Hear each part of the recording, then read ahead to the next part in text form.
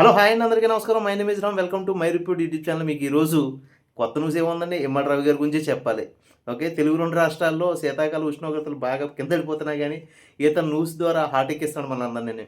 ఇంకా చెప్పాలి అంటే సజ్జనార్ గారి మీద కూడా ట్రోల్స్ రన్ అయిపోయినాయి.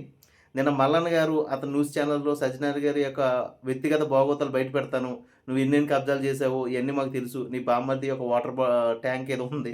దాని గురించి కూడా తెలుసు అంటూ ఆయనైతే సజ్జనార్ గారికి సవాల్ విసిరి అసలు ఐబొమ్మ రవి గారికి సపోర్ట్ ఇస్తున్నట్టు మాట్లాడుతున్నారు.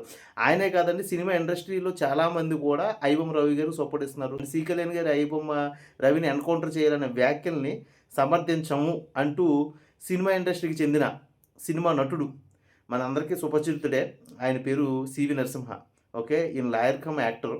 మీకు చాలా సినిమాల్లో కనిపించుంటారు. ఇప్పుడున్న యువతరానికి జెంజెస్‌కి ఆయన తెలియాలంటే మీరు జాతిరత్నాల్లో కోర్టు సీన్‌లో కోర్టు లాయర్ ఉంటారు చూసారా, ఆయనే. ఓకే, ఈయన నిజ జీవితంలో కూడా లాయరే. ఈయన నేను ఇంటర్వ్యూ ఇస్తూ సి కళ్యాణ్ గారి వ్యాఖ్యలను మేము వ్యతిరేకిస్తున్నాము.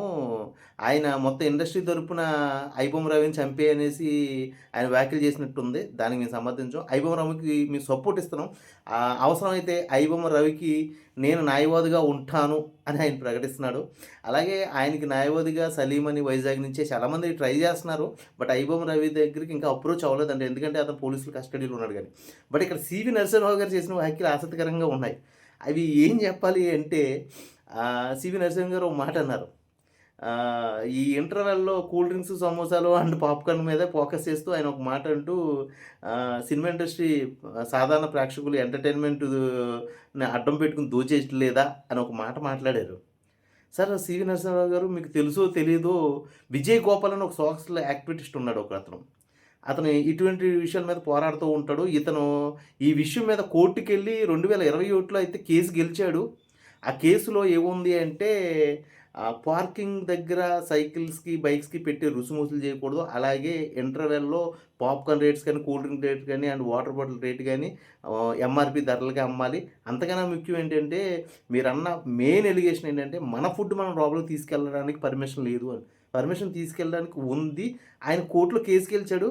బట్ గెలిచినా కూడా అది అమలు చేయట్లేదు ఇప్పుడున్న మల్టీప్లెక్స్ థియేటర్లు గానీ, ఏ థియేటర్లు గానీ అయి అడ్డుకుంటున్నాయి.